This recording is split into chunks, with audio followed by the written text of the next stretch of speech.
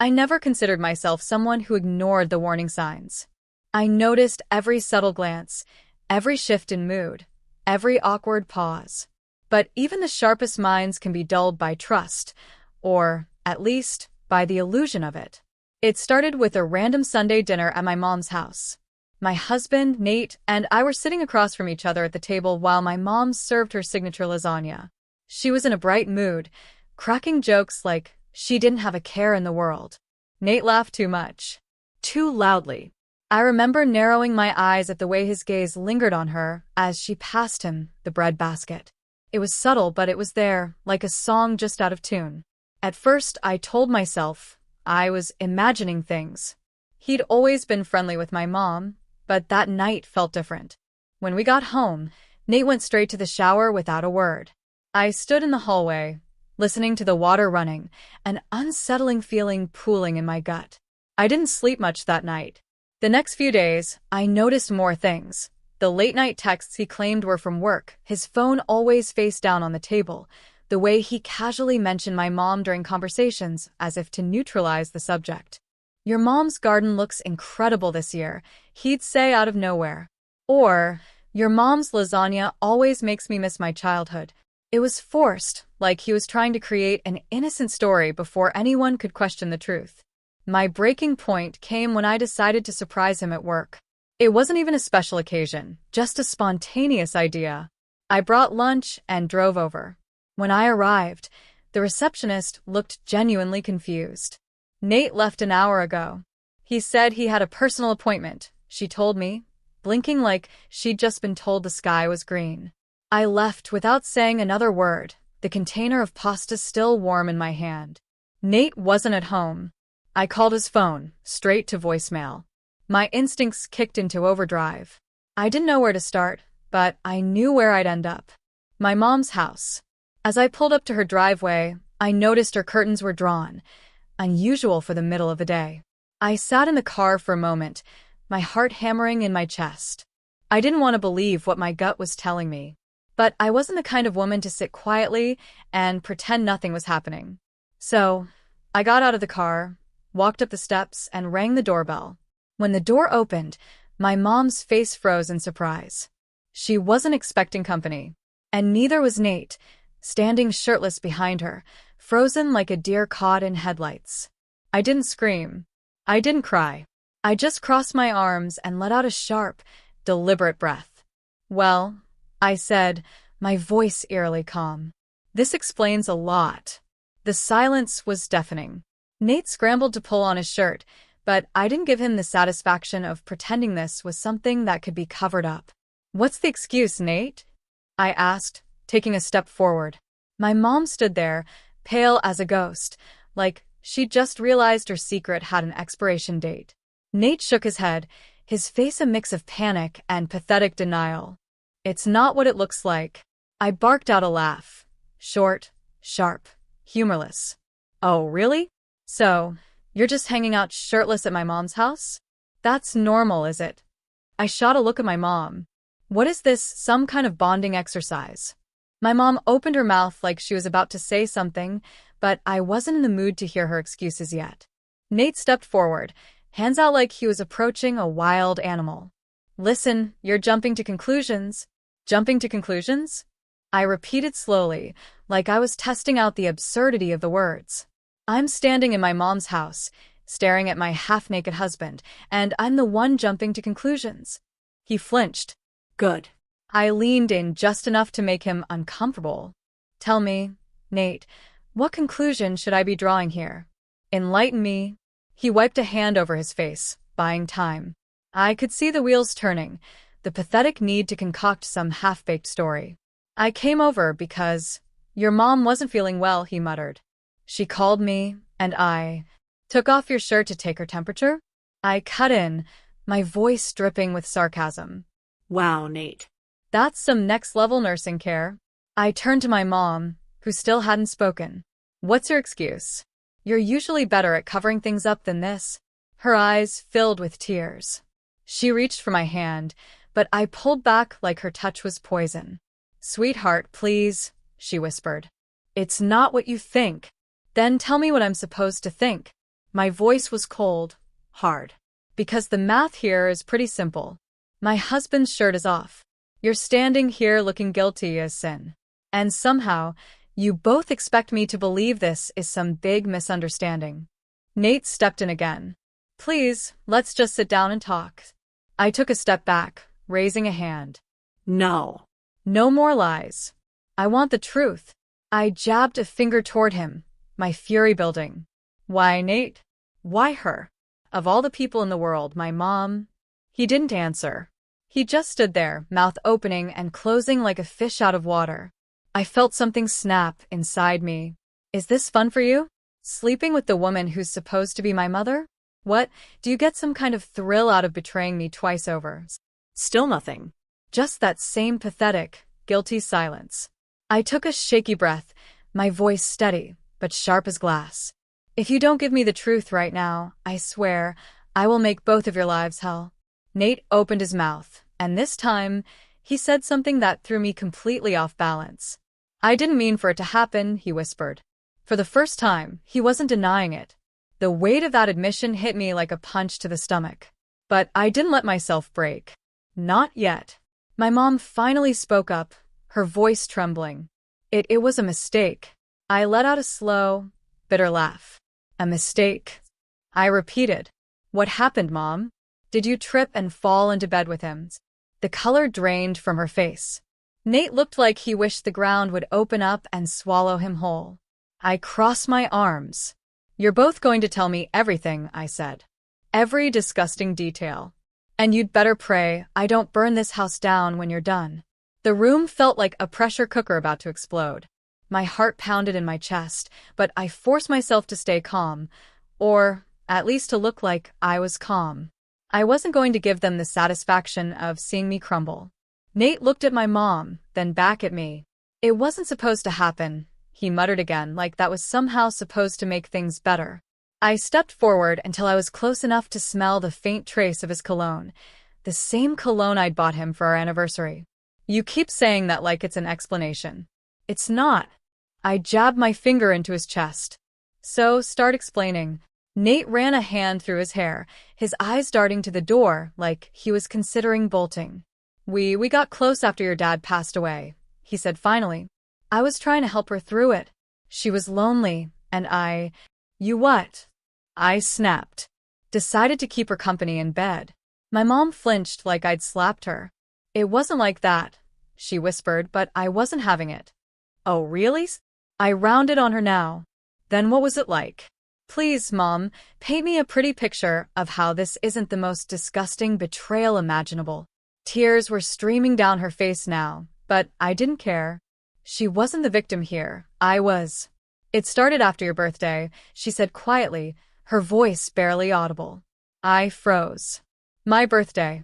The night Nate had given me that beautiful necklace and kissed me like he still loved me. The night I thought we were happy.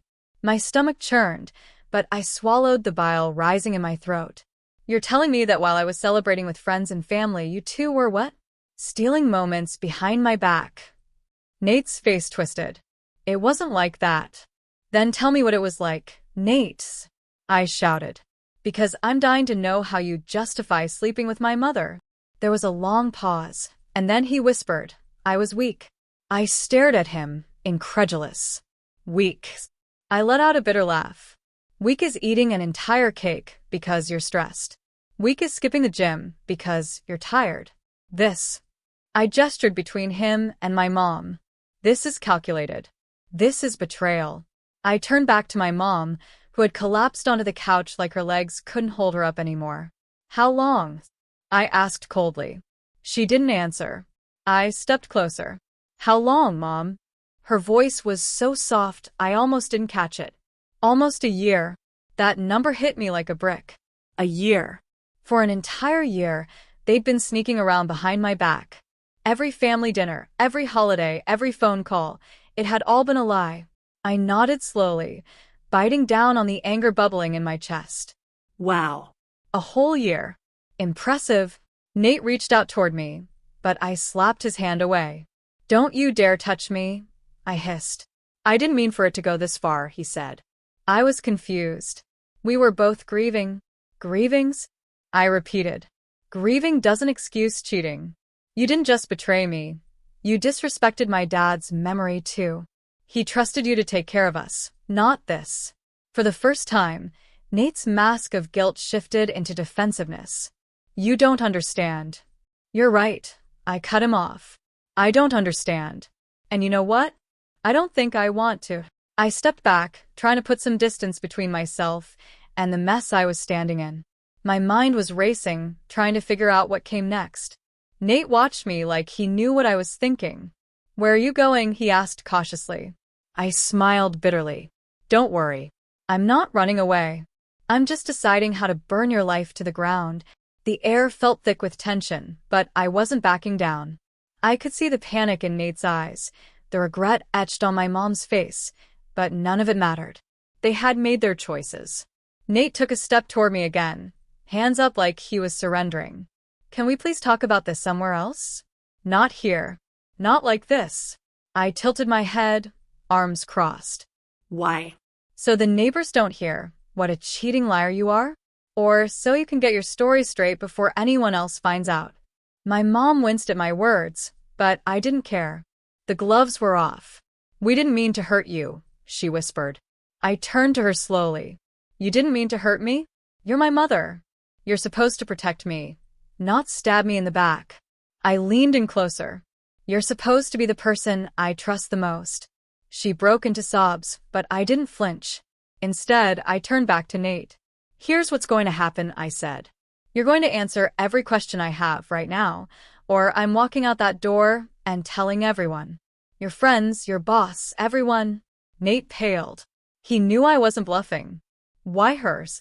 I asked again, my voice steadier this time, but still sharp as a blade. Out of all the women in the world, why did it have to be hers? He opened his mouth, but no words came out. Then, finally, he muttered, she reminded me of you. I froze. The room seemed to tilt. Are you kidding me? I said slowly, my voice shaking with rage. She reminded you of me, so you thought, what, if you couldn't love me, you'd settle for the next closest thing? No, Nate shouted, but I wasn't finished. You're disgusting, I spat. You didn't settle for someone like me. You chose the one person who would destroy everything. He tried again to defend himself, but I held up a hand. Save it. You're pathetic. I took a slow breath, gathering my thoughts. You want to know what I think? I asked, my voice cold and controlled. I think you've always needed to feel in control. And when you felt powerless after my dad died, you latched onto her. Nate's eyes widened. I'd hit a nerve. Good. You didn't sleep with her because she reminded you of me, I continued. You did it because you could, because you wanted to feel wanted. Nate's silence was all the confirmation I needed. I took a step back. Do you love her? My mom looked up, startled, her eyes red and puffy. Nate hesitated. That tiny pause told me everything. I let out a bitter laugh. Of course. You don't even know, do you? My mom whispered. It wasn't love. It was weakness. I stared at her, disgusted. Weakness? You're calling a year-long affair with my husband weakness? I shook my head. No. Weakness is one mistake. This was intentional. Nate reached for me again, and I finally snapped. I grabbed the vase off the table, a gift from our wedding, and hurled it against the wall. It shattered into 100 pieces, the crash echoing through the room. They both jumped, wide-eyed. I should destroy more than just that vase, I growled. But I'm smarter than you two. Nate took a step back, sensing something different in my tone. What are you going to do? I gave him a slow, deadly smile. You'll see. But I promise you this. By the time I'm done, you'll wish you'd never met me. I left before either of them could say another word. I didn't slam the door. I didn't scream as I drove away. I needed my mind sharp, and the anger pumping through me felt like rocket fuel. This wasn't the time to collapse. When I pulled into the driveway of our house, the silence was deafening. I sat in the car for a few minutes staring at the place where we'd built our life together, or at least where I thought we had. Now, it felt like a house of cards that had come crashing down. But I wasn't going to live in the rubble. I walked inside, grabbed a notebook, and started making a list. I wrote everything I could think of that they valued, everything they'd tried to keep hidden. If they thought I was just going to cry and disappear, they were dead wrong. I wasn't some tragic victim in their little soap opera. I was the one writing the final scene. Nate had spent years building his reputation at work, earning the respect of his colleagues. Too bad his carefully curated image was about to go up in flames. And my mom? The neighborhood's beloved widow with her perfect garden and innocent smile? Let's see how innocent people think she is after this. I wasn't planning anything illegal. I didn't need to. Sometimes the truth is the most dangerous weapon there is. And I had plenty of it. The first step was simple: documentation. I went through Nate's desk, phone bills, email records, everything. I didn't care how long it took. By midnight, I had an entire folder of evidence: texts, photos, dinner reservations on nights he'd supposedly been working late. Every excuse he'd ever fed me was sitting there in black and white. I wasn't just going to confront him again. I was going to make sure the entire foundation of his life crumbled beneath him. The next morning, I woke up early, surprisingly calm. I dressed in something simple but sharp: a black blouse and jeans. Nothing flashy, but I wanted to feel like myself again, strong, collected, ready. I didn't want pity. I wanted power. Nate wasn't home, of course. I didn't care where he'd spent the night. I already knew. Instead of calling him, I texted him. "We need to talk. Come home. Now." No kisses at the end of the text. No soft words. Just a command. 20 minutes later, I heard his car pull up. He walked through the door, his face tired, like he hadn't slept a second. I was waiting for him at the dining table, the folder of evidence in front of me. Nate stopped in his tracks when he saw the folder. What is that?" I smiled, small, cold. "Proof." He didn't sit down. His eyes darted to the door. "We don't have to do this," he muttered. "We can work through this." "Work through what?" I snapped. "Your affair with my mother? Is that something couples therapy covers now?" I leaned forward, tapping the folder. "This is everything, Nate. All the dirty little details. You've lied to me for over a year. Do you really think I'd believe a single word you say now?" His face went pale. What are you going to do?" I leaned back, my smile widening. "That depends entirely on you." Nate's face twisted with confusion and fear. I could see the panic in his eyes, the way he was already trying to calculate his next move. He'd always been good at talking his way out of things, but this time, there was no way out. I leaned forward, resting my elbows on the table. "Let me make this simple for you, Nate. You've ruined everything, but I'm not about to let you walk away unscathed." I tapped the folder again. "I have everything I need to blow up your life. The question is, how much are you willing to lose?" Nate sank into the chair across from me, his hands clasped together like he was praying. "I know I messed up. I'm sorry. I'll do whatever it takes to fix this." I tilted my head. "You think this is something you can fix?" I asked quietly. "You slept with my mother, Nate. This isn't some drunken mistake at a party. This is betrayal at the highest level." He lowered his head, unable to meet my eyes. I wasn't thinking straight. I was grieving. "There it is again," I interrupted, my voice sharp. "Grief. Like that justifies anything." I sat back, folding my arms. "Here's what's going to happen. You're going to tell me the full story. No half-truths, no excuses. If I even think you're lying, this," I gesture to the folder, "goes straight to your boss, our friends, and your precious coworkers. Oh, and I'm sure your parents would love to know what their golden boy has been up to." He flinched at that. Nate had always cared too much about what people thought of him. His shoulders slumped, and he nodded. "Okay." I didn't move. "Start from the beginning." He hesitated for a moment, then began. "It started small. After your dad passed, I'd come over to help with things, fixing the garage door, mowing the lawn. She was lonely, and I thought I was just being supportive." I rolled my eyes. "Right. "Because what every widow needs is a replacement son-in-law who can't keep his pants on." He winced but kept talking. "One night, she made dinner and opened a bottle of wine. We talked for hours about everything. You, your dad, life. I don't know when it changed, but it did. I clenched my fists. Did you ever think about me? About what this would do to me? He nodded quickly. Of course I did. But it got complicated. She made me feel seen. I felt like the room tilted again. She made you feel seen? I repeated, incredulous. I was right there, Nate. I was always there. My voice cracked despite my best efforts. You didn't need her, you had me. He looked down, ashamed. I know. And I hated myself for it. But I was in too deep. I wanted to scream, to flip the table, but I didn't. I took a deep breath and said, Did you ever love her? He shook his head. No. It wasn't love. My jaw tightened. Then what was it? He swallowed hard. It was comfort. I laughed bitterly. Comfort. So, I guess I should thank you for finding comfort in the arms of the one person who should have been comforting me instead. He didn't say anything. He just sat there, helpless. I stood up slowly, grabbing the folder. Here's how this is going to go. You're going to pack your things and leave. Today. I want you out of my house, and I want you out of my life. Nate's eyes widened. Wait. I'm not done, I interrupted.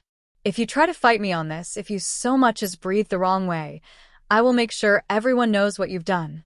And trust me, Nate, your reputation won't survive it.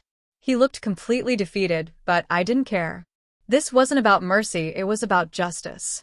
And as for my mom, I added, my voice shaking slightly, she's dead to me. Nate tried to reach for me one last time, but I stepped back. Don't, I warned. We're done. For the first time, I saw real fear in his eyes. He knew there was no coming back from this. I walked to the door, opened it, and waited. Leave, I said quietly. Nate hesitated, then slowly stood and walked out. I watched him get into his car and drive away. The second the taillights disappeared, I shut the door and leaned against it, letting out a shaky breath. I had won the battle, but the war wasn't over yet. The silence in the house was deafening after Nate left. I stood there for a moment, letting the weight of it all sink in. The reality hit me in waves, my husband, my mother. It was the kind of betrayal that felt too surreal to be real, like something out of a bad soap opera. But it was my life. And I wasn't about to let them slither away without consequences. The first thing I did was call my brother Alex. He picked up on the second ring. Hey, sis. What's up? He asked cheerfully. I took a deep breath. We need to talk. It's about Mom. There was a pause, then his voice dropped. What happened? I didn't want to say it over the phone. Can you come over? Of course. I'll be there in 15. True to his word, Alex showed up looking concerned. The moment he walked through the door, I could see he already knew it was bad.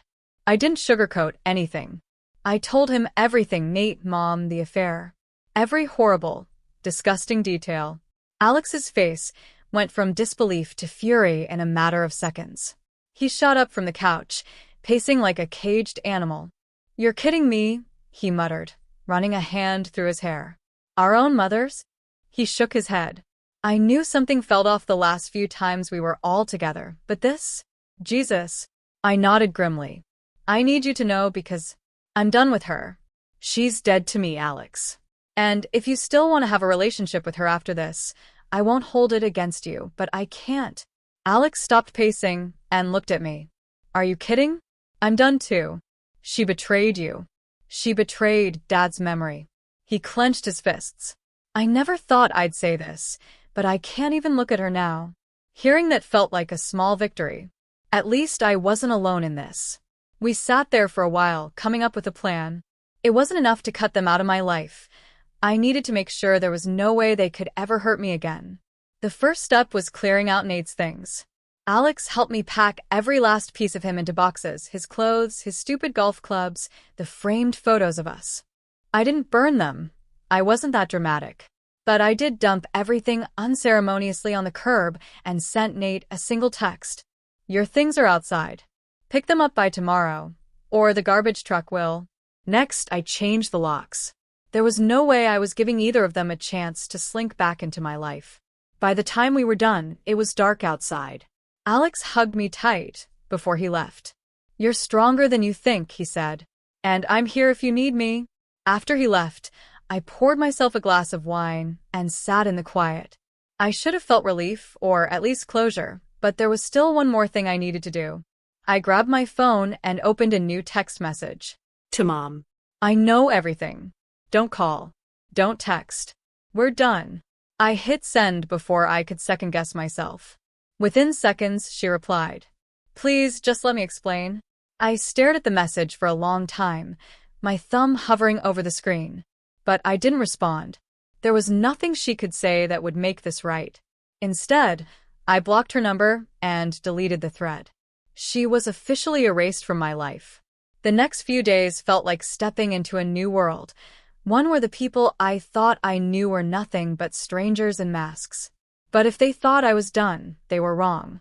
I wasn't just going to quietly rebuild my life. I was going to make sure they felt the weight of every choice they made. On Wednesday morning, I made my final move. I walked into Nate's office building, my heels clicking against the floor with quiet confidence. I'd been there plenty of times before for office parties and events, so no one batted an eye when I made my way to his department. His boss, Greg, was standing near the break room, sipping coffee. "Greg," I said, smiling warmly. He looked up, surprised but pleased. "Hey, long time no see. What brings you by?" I handed him the manila envelope I'd prepared. "I thought you'd want to see this. Let's just say it's about Nate. And it's urgent." His smile faded as he looked down at the envelope. He opened it cautiously and started flipping through the contents. The texts, the dinner receipts, the proof of where Nate had been when he claimed he was working late. Greg's face turned red with anger and shock. "Is this real?" I nodded slowly. Every word, every picture. He let out a low whistle. "Unbelievable.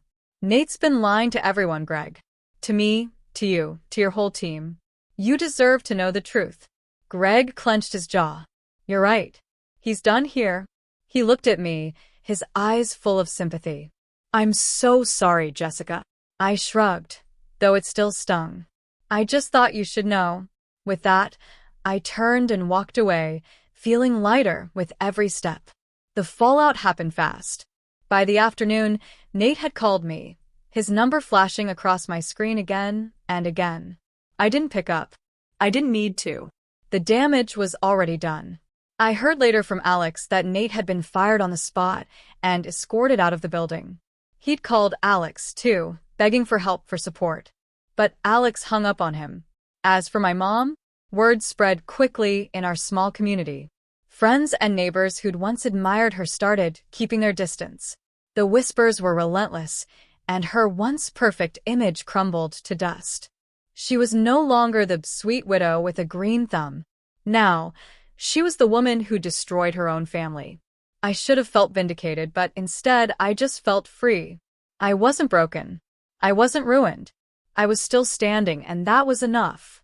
By the end of the week, I'd changed more than just the locks. I updated my wardrobe, rearranged the furniture, and started making plans for a solo trip, something I'd always wanted to do, but never had the courage for.